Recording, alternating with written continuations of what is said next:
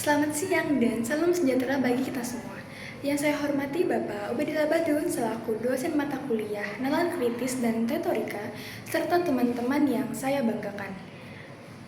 Pernahkah teman-teman merasa bahwa setiap hari kita menerima begitu banyak informasi, begitu bangun tidur, kita membuka ponsel, belum sempat merapikan tempat tidur, kita sudah melihat puluhan, bahkan ratusan informasi, mulai dari berita, video singkat, komentar, opini, hingga berbagai informasi yang belum tentu benar.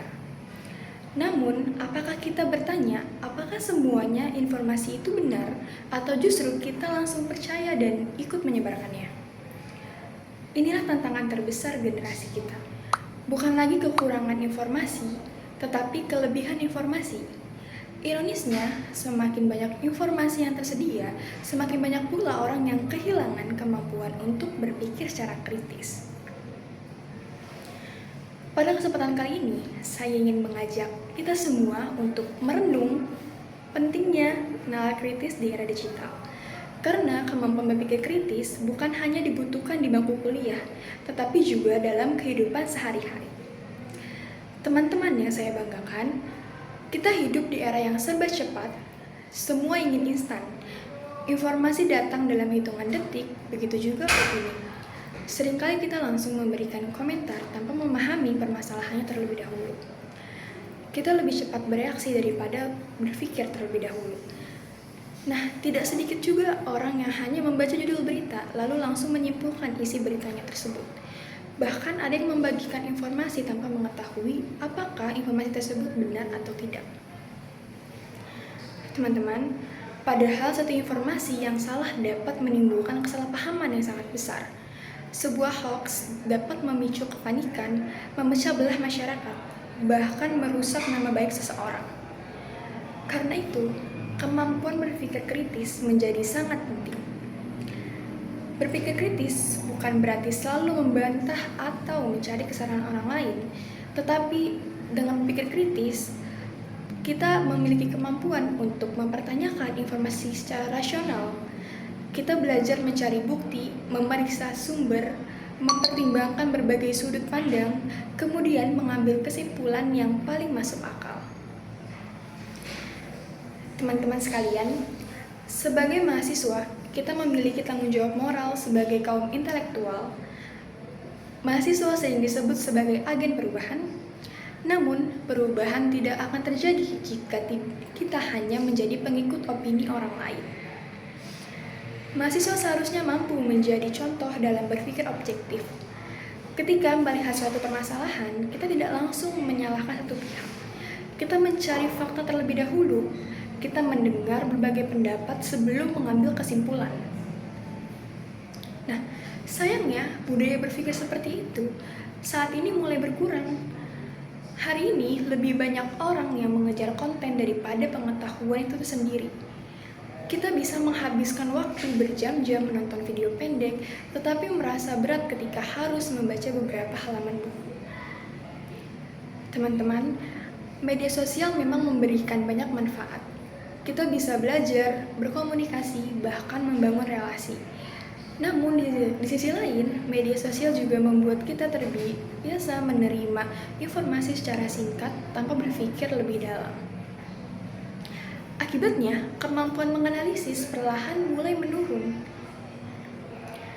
Nah, saya ingin mengajak teman-teman untuk membayangkan sebuah situasi sederhana. Misalnya, ada berita yang mengatakan bahwa suatu makanan sangat berbahaya bagi kesehatan. Banyak orang langsung membagikan berita tersebut karena merasa ingin mengingatkannya kepada orang lain.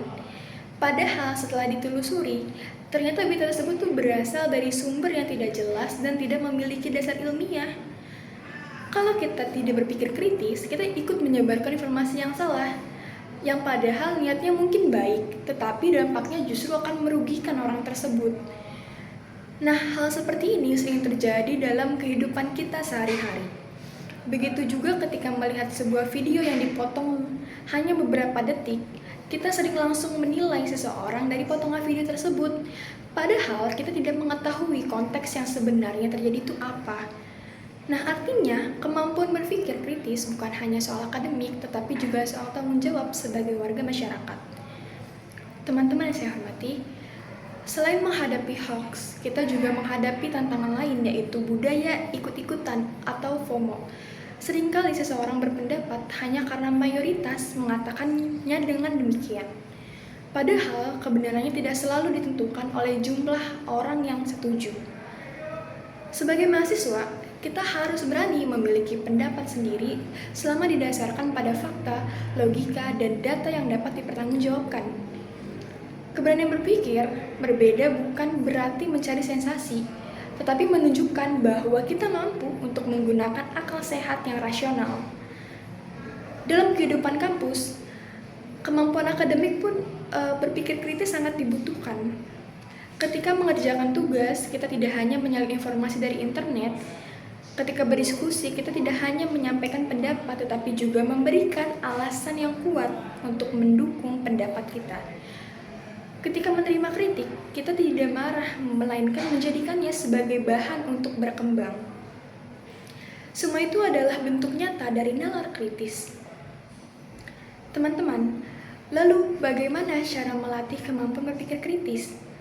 Yang pertama, biasakan membaca dari sumber yang terpercaya. Jangan hanya membaca judul, tetapi pahami isi keseluruhannya.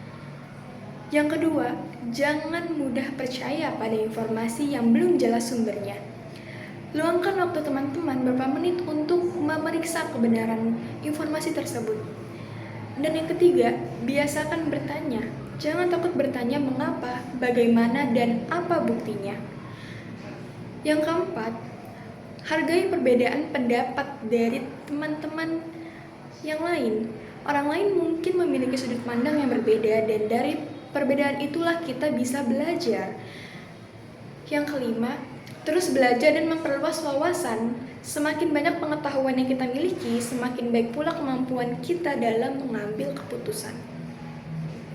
Teman-teman yang saya banggakan, di masa depan, tantangan yang kita hadapi akan semakin kompleks. Perkembangan teknologi seperti kecerdasan buatan atau artificial intelligence mampu menghasilkan tulisan, gambar, bahkan video yang tampak sangat meyakinkan. Jika kita tidak memiliki kemampuan berpikir kritis, kita akan semakin mudah tertipu oleh informasi yang tidak benar. Oleh karena itu, kemampuan paling penting di masa depan bukanlah hanya kemampuan menggunakan teknologi, tetapi kemampuan menggunakan akal sehat ketika menghadapi teknologi. Kita boleh mengikuti perkembangan zaman, tetapi jangan sampai kehilangan kemampuan untuk berpikir. Mari kita jadikan membaca sebagai kebiasaan, berdiskusi sebagai budaya, dan berpikir kritis sebagai karakter. Karena orang yang cerdas bukanlah orang yang mengetahui segalanya, melainkan orang yang terus mau belajar dan tidak mudah percaya sebelum menemukan bukti yang jelas. Sebelum saya mengakhiri pidato, saya ingin mengajak kita semua untuk mengingat satu hal, bahwa setiap informasi yang kita baca belum tentu benar.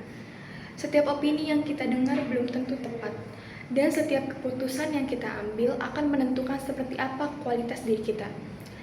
Maka, mari kita menjadi generasi yang tidak mudah terprovokasi, tidak mudah menghakimi, dan tidak mudah percaya begitu saja. Mari kita menjadi generasi yang berani bertanya, berani mencari fakta, dan berani berpikir kritis. Karena di masa depan, bangsa tidak hanya ditentukan oleh orang-orang yang pandai bicara, tetapi oleh mereka yang mampu berpikir dengan jernih, bersikap bijaksana, dan bertanggung jawab atas setiap keputusan yang diambil. Semoga kita semua termasuk dalam generasi tersebut. Terima kasih atas perhatian teman-teman semua. Wassalamualaikum warahmatullahi wabarakatuh.